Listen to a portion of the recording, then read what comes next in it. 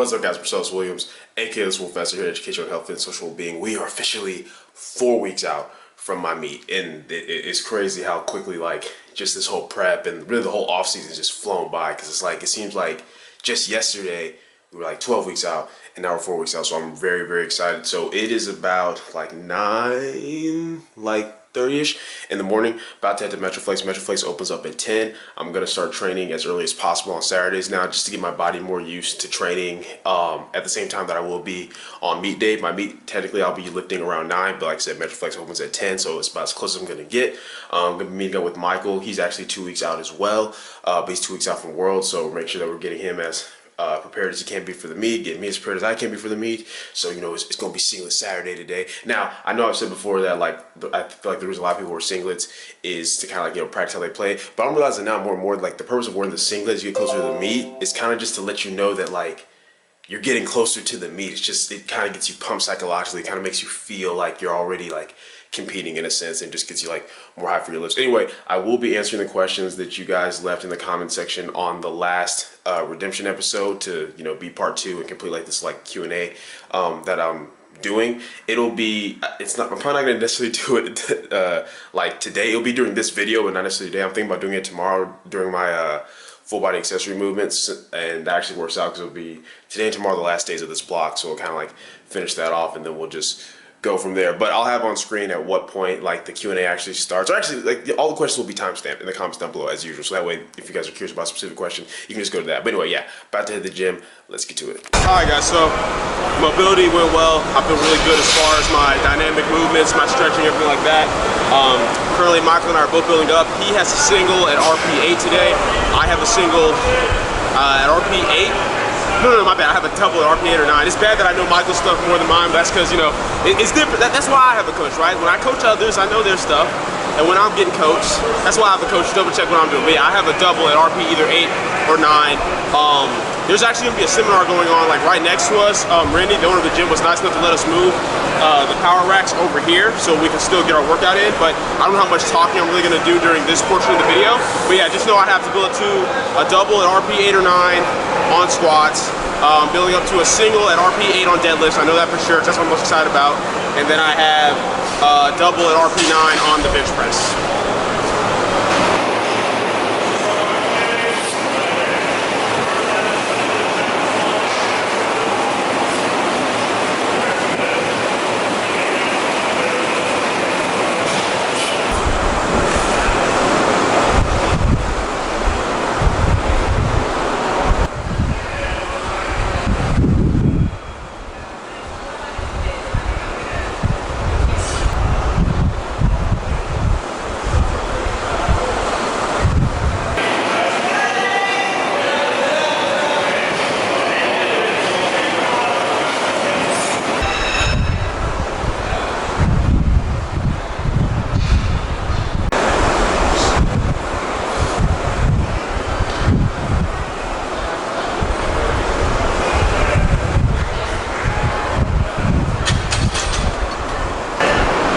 So I have 447 pounds on the bar right now. It's like 202.5, well 203 kilograms because it's a pound bar. But that's what I'm going to go for my top double. Reason being, so last week I got 442 for my double at 8. And I really want to come in and hit 452 for my double at 9 today, just because it's like, even though I've hit 485 pounds a few weeks ago, hitting my previous best in comp for a double would feel really good psychologically, but just based off of that last one win, I don't feel like it's there. Talked to Michael about it, and he agrees, so I'm just gonna go with 447. It's only a few pounds less, so the overall adaptation is still the same. It's just not worth putting those extra few pounds on and risking a huge overshoot, but I just gotta really focus on maintaining tension, maintaining position, and even if it slows down, I should be good.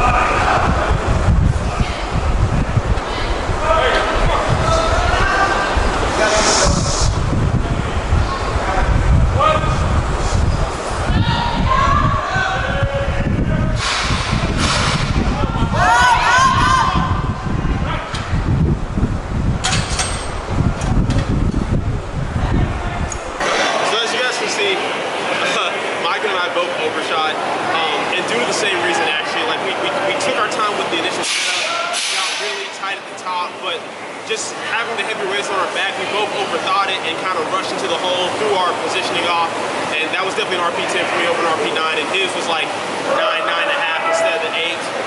But it's all good to recognize what we did so we can work on it. So what I'm going to do is instead of 3 back down sets of 5, I'm going to keep my back down lows the same as far as the weight, but do 3 back down sets of 4 just to kind of compensate for the fatigue a little bit. Like, and I knew I was going to feel fatigue. It's week 4. Fatigue's very high right now. And I don't think there's anything wrong with the weight selections. I actually scaled back to what I wanted to do, but it's one of those things where I didn't maintain position as well as I could have. And even for me, with my ability to grind, that was definitely an RP10, but I'm going to knock out the back downs next.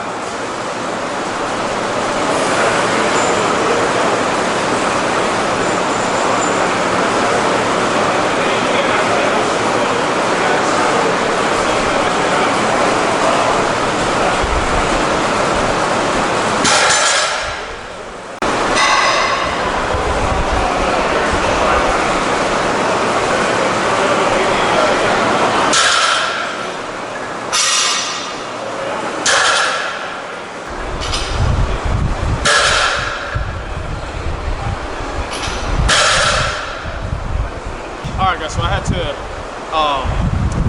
Michael had to kind of rush through his deadlift today because his sister's graduation is at 2 o'clock, so he didn't have a whole lot of time to like talk before. He just had to kind of get through it, so you guys saw his top set.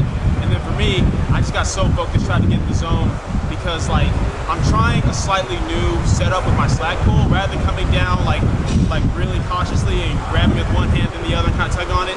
As you guys saw in my warm-ups, I was trying to come down, grab the bar both hands immediately, raise the hips, get the slack out, and then just drive through aggressively because my biggest issue with my slack pull is once I get the slack out, I'll drive my hips through too hesitantly. That's what happened last week when I hit 525 for my RP7 on pulls.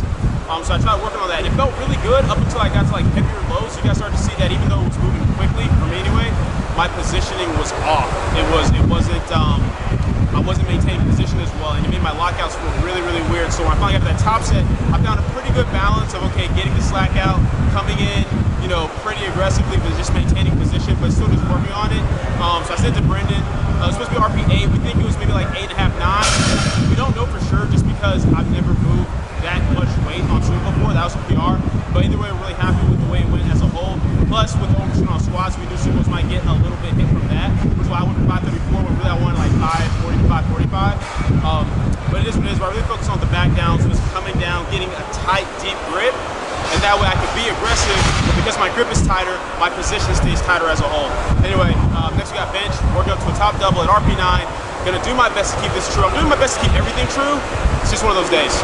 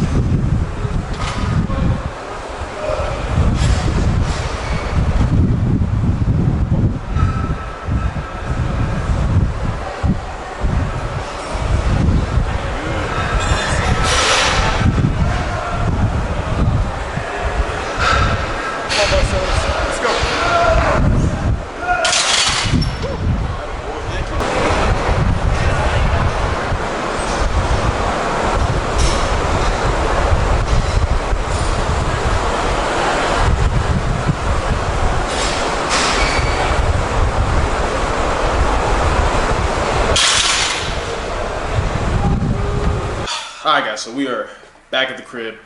Let's talk about that session, like how I'm feeling about it. So I kind of got like mixed feelings. Not even mixed. It's more like 80% awesome, 20% eh. So it's like on one end, those were huge PRs for me.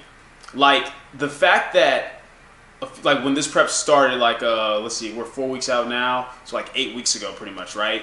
That the week before I had that testing day, redemption episode 1 pretty much, where you guys can all see before I hit like, you know, the 45 squat, the 550 conventional deadlift, and the 340 whatever bench. I don't even remember off the top of my head. But the numbers that I hit the week before that, and that was during like a peaking block, right, where fatigue's very low compared to this block where fatigue's very high right now, right, just due to all like the volume, the intensity, everything. I think I hit like, the heaviest I hit was like 446 for a single the week before I hit that 485 squat. On deads, I pulled like 518, 520 something, I want to say. And then bench like 325 or 330 or something like that. And those were all singles. So to come in and today and hit like 447 for a double, and to hit 535 on sumo, which is a huge sumo PR. The fact that my sumo is progressing at the rate that it has, despite only switching to it at the beginning of this prep, and then to hit bench for like, you know, that clean 320 for a double, which is also pure, like pure on all big three. That's huge for me. But at the same time, because I'm me and I'm extremely analytical and critical of myself, almost sometimes negatively, like to the point where like I'm anal about it, which is why I appreciate Brendan, because he's really good at reading his clients in the sense of like he doesn't take the time to point out things that I already know, because he knows I'm going to be on top of it. Like he knows that I see things I need to work on and fix before we even have our check-ins, but he'll always remind me like of the positive benefits and the fact that, like, you know, we're in like a high fatigue, high exertion block, and the fact that we hit those numbers is huge. And even, but it's just the fact that the only thing I'm anal about is the fact that, like, you know, the overshoots, because I really try to pride myself on, like, you know, teaching you guys and practicing them, like, you know, like staying true to the RPEs. Now, granted, it wasn't due to like purposely coming in and be like, oh, screw the pocket, I'm just gonna overshoot, nothing like that. It's the fact that like I actually made very small jumps. I didn't go for really anything I wanted today. I wanted like 325 to 330 on bench, 450 plus on squats, and then like 540 plus on deadlifts. But due to how I was feeling during my warm-ups, I just made the smallest possible jumps pretty much from what I did a week ago, where I hit like a 523 deadlift at RP7, a 442 double at RP8 on squats, and then like 315 and like RP 8.5 on bench press. So like I took what I felt was gonna be there. It's just one of those things where like when the fatigue's hitting the way it is, just hard to maintain position, hard to stay tight, all that kind of stuff. And then just other variables are going into it, like the fact that I'm in high intensity blocks, like sleeping for me is hard. Even though I can go to bed planning to get like 9-10 hours of sleep, it's hard for me to fall asleep, and then it's even hard to stay asleep. So there's different variables that go into it, but all those aside, to like not so much give you guys excuses, just kind of like just part of the game. This is still the best point I've ever been 4 weeks out from a meet. This is the strongest I've ever been 4 weeks out from a meet. So the fact that I know the next 4 weeks is going to be, you know, peaking and tapering and just getting my body feeling good and fresh and ready to lift the heaviest amount of weights possible, I'm excited. I'm very confident that I'll hit like, you know, the 500-pound squat. And if I don't, man, I'm gonna get close, like at least like 496, whatever the conversion is. Deadlifts, man, the plan for deadlifts was, after switching to sumo, was the hope is, okay, maybe we'll at least get within like 10-15 pound range of like my best pull, which is that 550 from like 6 weeks ago on conventional, and then from there just be able to build it off, because we think sumo will be better for me long term going into nationals. But at this point, man, I am highly confident that we will either match my best conventional pull, if not beat it, maybe by like 5 or 10 pounds, just because it's feeling so much better, and the progress with this has been real. And with bench, man, you guys already know, for as long as like for the past year, all I've wanted on bench is to like finally beat that 347 and break into like the 350 plus range on bench press. I'm feeling very confident to do that too, just because of, like I said, despite the slight overshoots, what I am currently hitting this far out. So under fatigue. So it's like, it's one of those things where even though, yes, I'm very like annoyed at the overshoots, and they weren't horrible overshoots. Like I didn't overshoot anything more than by like 1, which isn't too bad, but just like I said, because I'm me, it annoys me that happened. But focusing on the positive aspects, this is just a really good point for me to be at. So yeah, that's pretty much my feelings on that. I'm actually gonna I know I said I was gonna do the Q&A during this one, but I'm just gonna make that a separate video, because otherwise this video is gonna be way too long. This is not necessary. And plus, I think it's good from time to time for me to give you guys videos where I'm kind of just training, showing you what I'm doing, kind of just being transparent with you with how I'm feeling, how everything's going. Just so once again, you guys can see that, you know, to the best of my ability, like practice what I preach. I have my ups and downs just like the rest of you. But that's okay because we still out here putting in the work. We out here, like my boy Russ says, you know, we getting better day. So it's all good. But yeah, that's it for the video. Hope you guys enjoyed it. If you did, go leave a comment down below. Let me know what you did. If you're not, leave a comment down below. Let me know what I can do better. Like the video, share, subscribe. Keep it simple, specific, scientific. I'll catch you guys later.